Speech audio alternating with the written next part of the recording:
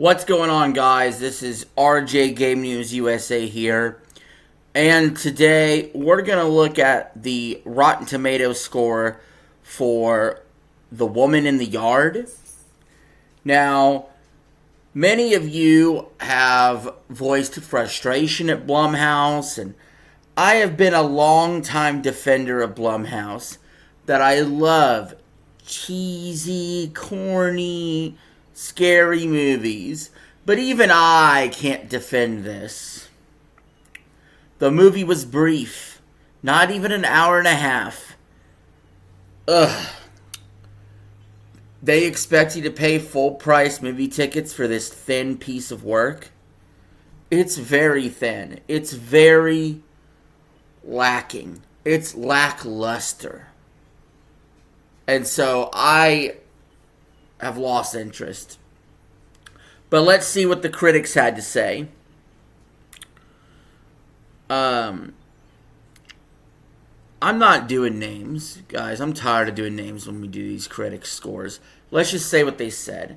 Critic number 1 says, "It has all the ingredients of a really spooky time, but there's a little something else behind all the spookiness, which I want to say I appreciated, but it didn't quite hit as much as I wanted it to." It was indeed a fresh tomato with some criticism.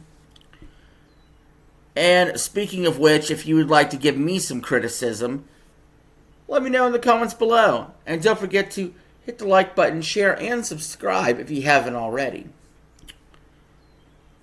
And critic number 2 with a Rotten Tomato saying, "It is appreciated that the filmmakers are attempting a more mature, psychological, and depressing take on tired Blumhouse themes. However, this is tedious and only has enough material to function as a short." Yep. And I've said for a while now, I kind of wish Blumhouse would have a TV show series. Call it the Blumhouse Hour.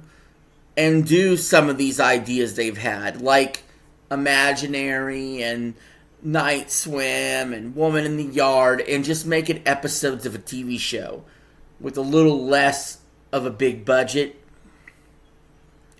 in theaters, and just give us a nice TV show on Netflix. You know, let's just do that. Let's not pad these movies out just to be an hour and a half, just enough to make them a theatrical release. If this was just a single episode in a TV show, it would be fine. But it's a full-blown movie, so it's going to get the criticism you would expect a full-blown movie to receive. That's my opinion. Critic number 3 with a fresh tomato. "The Woman in the Yard succeeds somewhat due to Dadeweiler's sympathetic performance as Colette. Sarah's knack for sharp camera placement, evocative lighting, and the occasional show-off camera move." Now, I do not like when critics like to bring up certain names of the director or the actresses or the actors, because there's a lot of people that just don't give a shit. They want to hear, unless it's a big name, of course, they want to hear, is the movie good? Like, they just want to know, is it good, and here's why it's good, or it's not good, and here's why it's not good. You know, when they bring up these directors' names, and these actors' names, or these actresses' names, and say, well, this person performed strong in an otherwise boring movie, shut the fuck up. Critic number 4, sorry. Or was that 5? 1, 2, 3, 4. Yeah, critic number 4 with a Rotten Tomato. "Even at a brisk 85 minutes, it's a bigger slog than a day spent mowing the grass." Ouch! The criticism there is harsh. He would rather mow the grass, mow the yard, than watch The Woman in the Yard. Now, as somebody who hates mowing the fucking lawn, I cannot agree. But that's pretty heavy. Critic number 5 with a Rotten Tomato. The film acknowledges what walking in melancholy might take us to darker parts of feeling we might not be prepared to confront, but its defining statement for many will leave you scratching your head. Yeah, I've been hearing this criticism a lot. The movie's confusing. The movie's ambiguous. I don't like ambiguous endings. The movie doesn't really go anywhere. It doesn't really do anything special. These are things I keep hearing about this movie that turn me off from it, honestly. Critic number 6, a Rotten Tomato. As terrifying as the idea behind The Woman in the Yard is, when you realize that it's actually about, it's even scarier. That should be a positive thing. It shifts the film's expectations in such a radical way, but it doesn't quite work.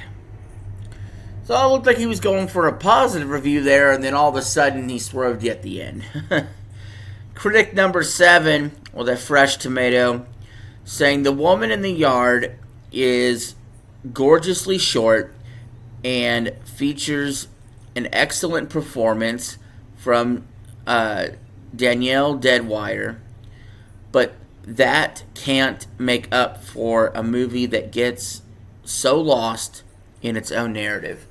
So it's a movie that gets so lost in its own narrative, yet a fresh tomato? This is reminding me of some other movie reviews I've seen earlier this year, like Snow White, where even the fresh tomatoes have a bunch of criticism. My guy, if you didn't like the fucking movie, put a Rotten Tomato. Granted, the overall 42% for Rotten Tomato is bad enough. But if I were to turn every fresh tomato I've seen to match the words they're describing this movie to be, it would be like a 15%. How about a Rotten Tomato from the next critic saying screenwriter Sam Starklin and director James Collet-Serra seem stuck trying to conjure up tension in a film that doesn't have much to offer. Yeah, the movie's thin. It's thin on plot. It's thin on action. It's just such a nothing burger. That's just the problem with it. It's nothing. It's a nothing burger. It's a waste of your fucking time. And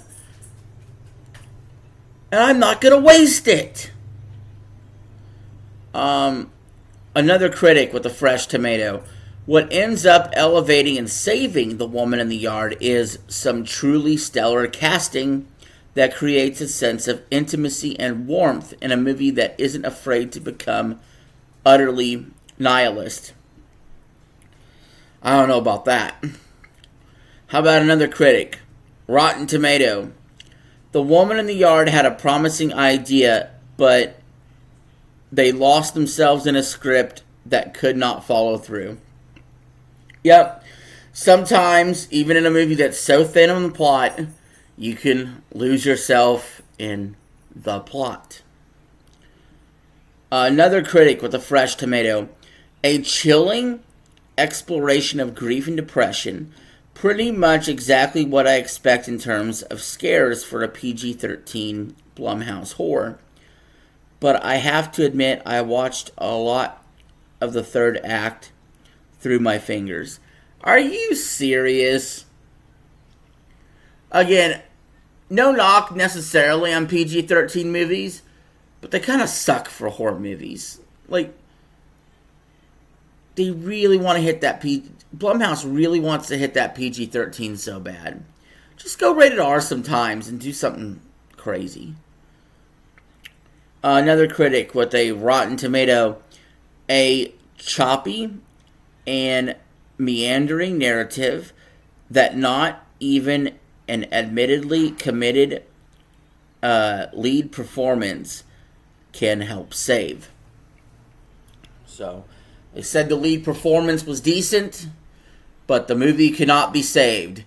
Luckily, they gave it a Rotten Tomato, not a fresh tomato.